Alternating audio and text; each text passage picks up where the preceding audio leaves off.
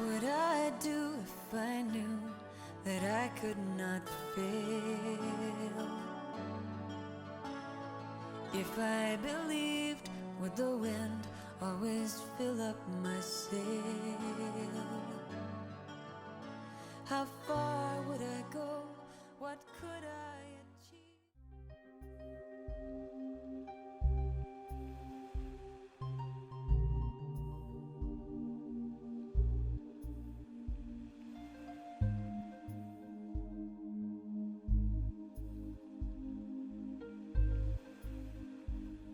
Please pray with me.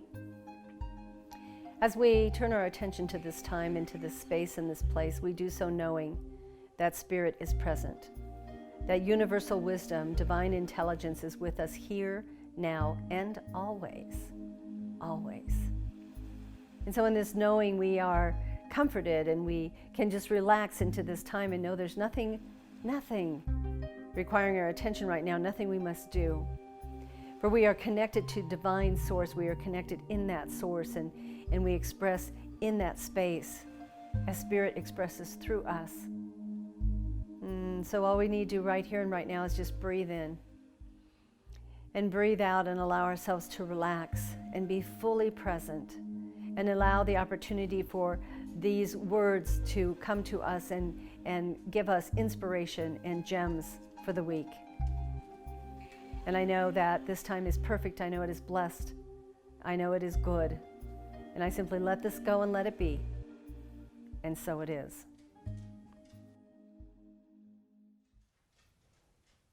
As we get closer to the end of May, we start to turn our attention to Memorial Day weekend, which is actually next week. It's a week from now. And in that place of Memorial Day and that time of celebration, we start to think about people in our lives that we've had to say goodbye to. And before we get into that idea of who we've had to say goodbye to, I want to just remind us all that we stand today on the shoulders of giants.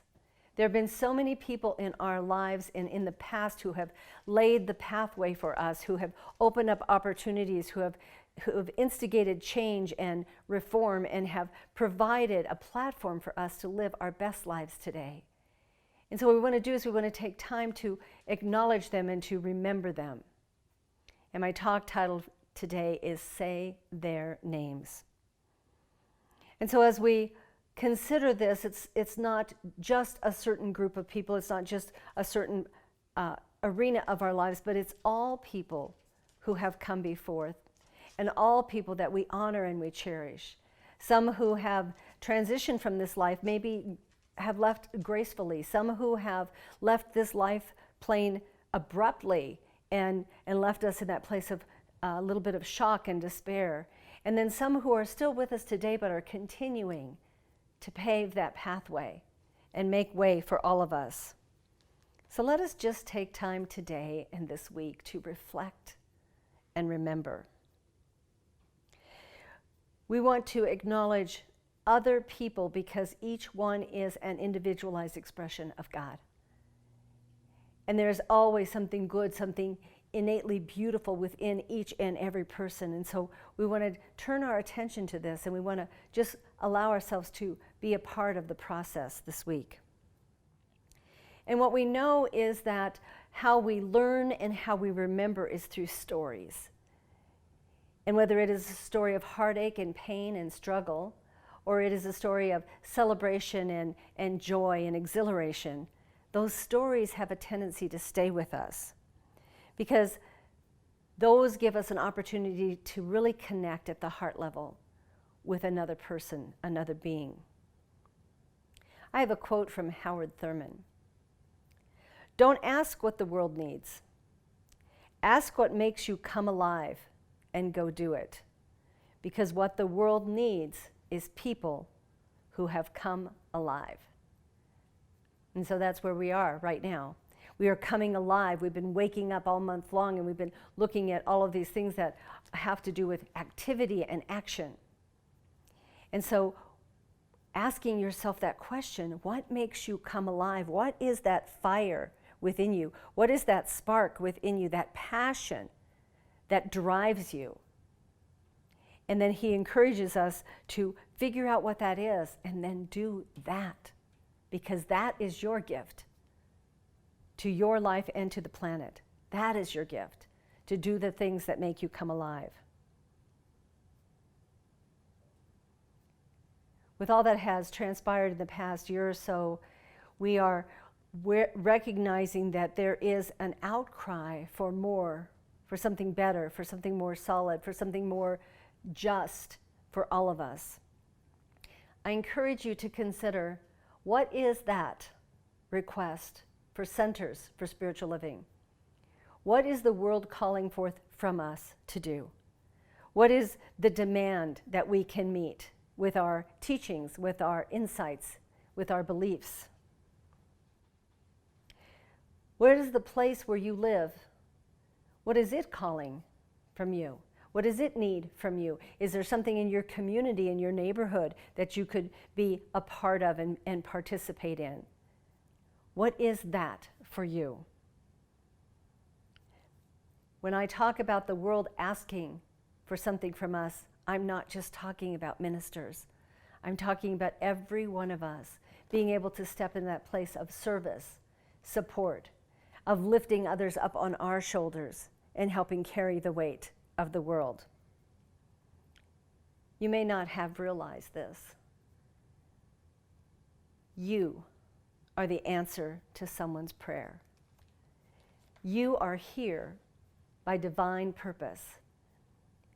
So think about that for a minute, because I think some of us go, we just shove that off. We just go, no, that can't be possible. But take a moment and just breathe that in. What if you are the answer to someone's prayer?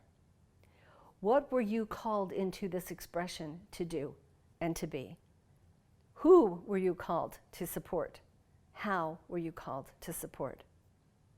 You see, our teaching honors all people, regardless of faiths, religious backgrounds, regardless of race, regardless of belief system, regardless of personal practices.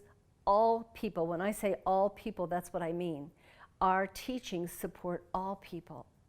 We have an inclusive philosophy that brings everyone together and doesn't leave anybody out, doesn't leave anyone out.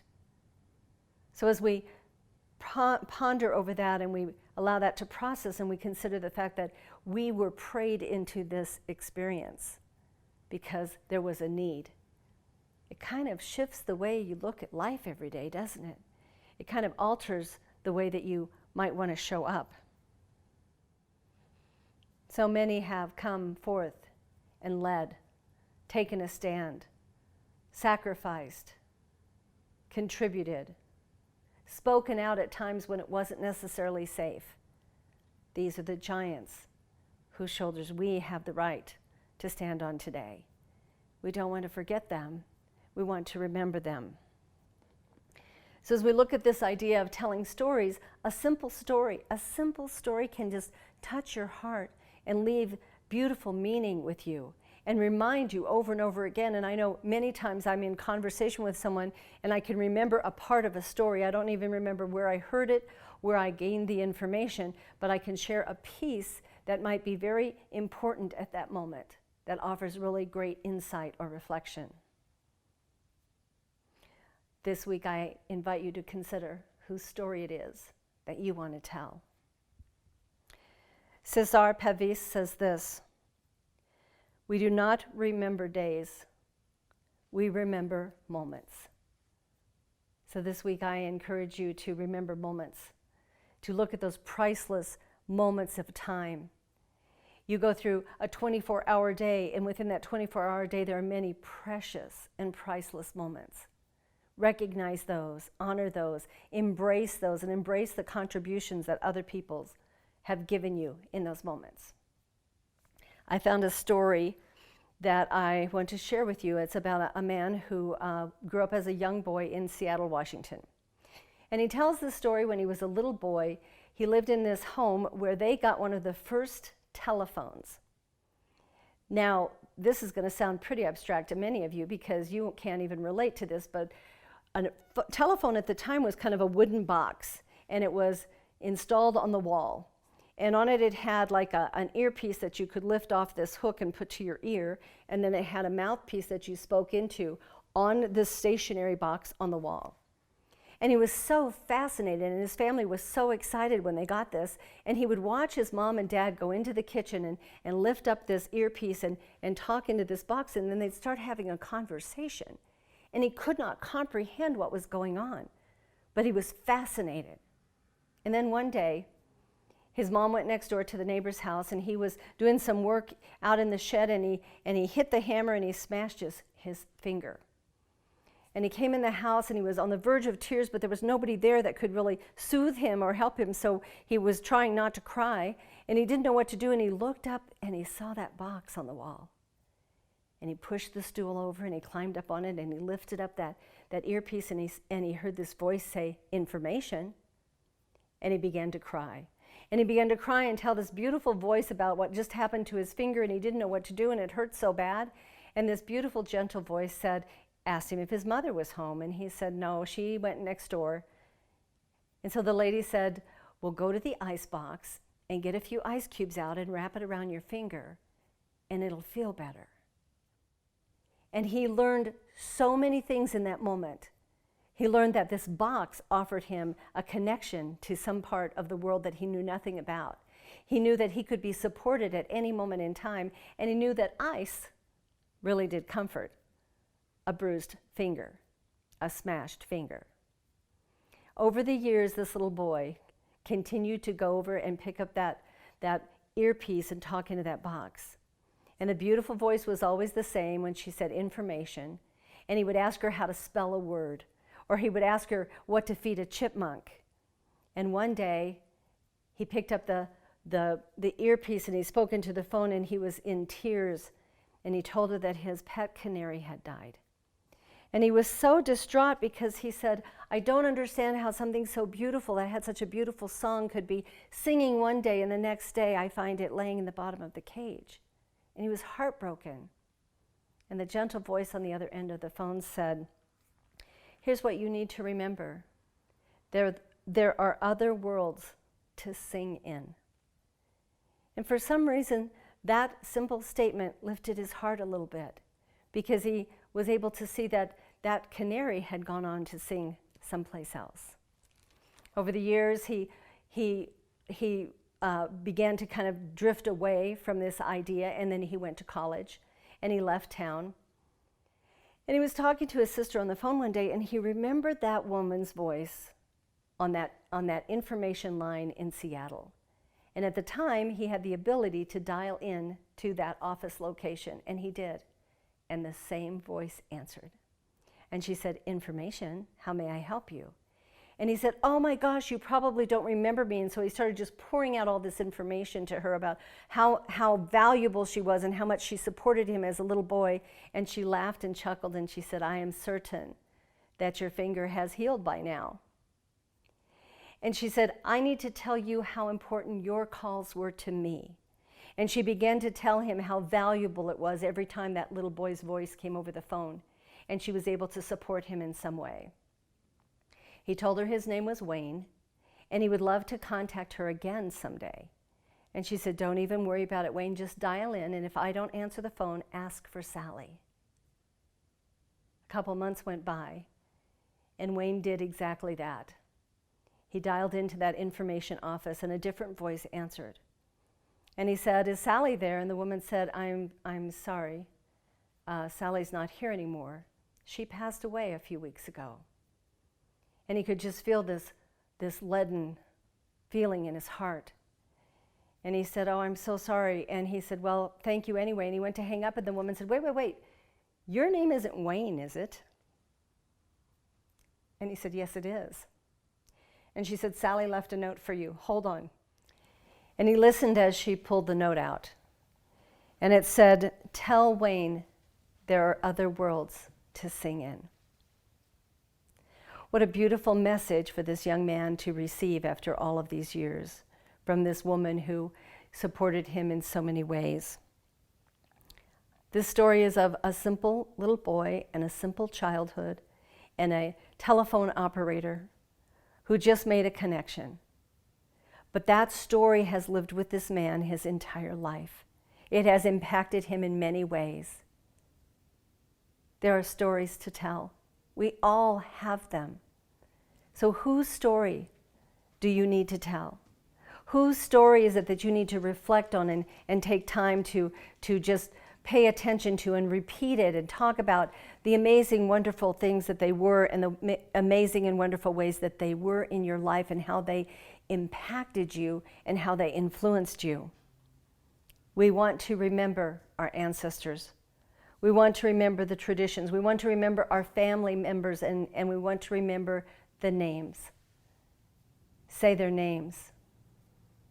A little over a year ago, I started putting the names of people who had lost their lives in tragic situations in my phone, so that every morning when I woke up and did my prayers, I could speak their names and give thanks for the pathways and the avenues that they had opened and created in my life. We have lost members of our spiritual community right here. Whose story do you need to tell? Is it the story of Doug Crabtree or Steve McGinty or Paul DeBaca? Or is it someone in your family or someone who was so close to you that we don't know their names? Share them. This is a way we honor. And as I bring this time together to a close today, I want to read something to you from Ernest Holmes. This was part of the Beverly Hills lectures that he gave many, many years ago. And I'm just going to read this to you in closing today, because this talks about what we are called to do and how we are called to take action. Our movement will not depend on a talk such as I'm giving you now. Our evolution, what it will mean to the world, will not depend on the books that we write. It will depend on what we do with it.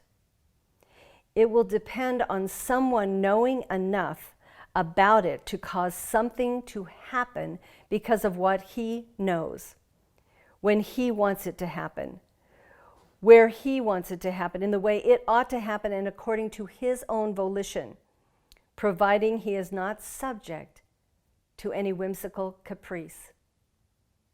Now, I do want to let you all know that Ernest Holmes' era was a time when the masculine gender was used for much of our context, but you can replace the female gender in that speech just as easily. It is up to us to take action unless we choose to move into whimsical caprice and blow it off and let it go and decide it's not mine to do. I'm here to tell you, it is yours to do. The changes that are coming forth in the world are dependent upon each and every one of us. Please join me in prayer.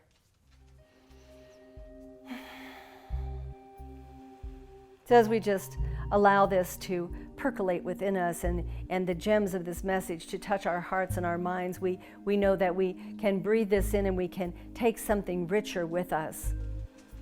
And in this knowing, in this time, in this place, we know that there is a power in the universe greater than anything we have ever imagined, and we can use it, we can tap into it, it can support us. It is that power that created the heavens and the earth. It is the power that causes spring to turn to summer. It is that power that causes the birds to fly and each one of us to breathe in and breathe out every single day. And I know that this power, this presence, this light of the divine lives within each of us. We are one, we are connected. We are all a part of the same entity. We call it humankind. And so as we move away from this time, we know that we are inspired and ignited to take action. And we have many, many people whose memories live within our hearts, and we get to share them because it is a way of honoring everything that they were and everything that they did. How blessed we are. How beautiful is life. And so I just send love out to the world, out to the planet, and know that all people everywhere are loved and comforted in this moment right here and right now. I know life is blessed and perfect. And I simply just let all of this go. I let it be, allowing my voice to affirm all that is and has already been spoken. And so it is. What if we're all meant to do what we secretly dream? What would you ask if you knew you could have anything? Like the mighty oak sleeps in the heart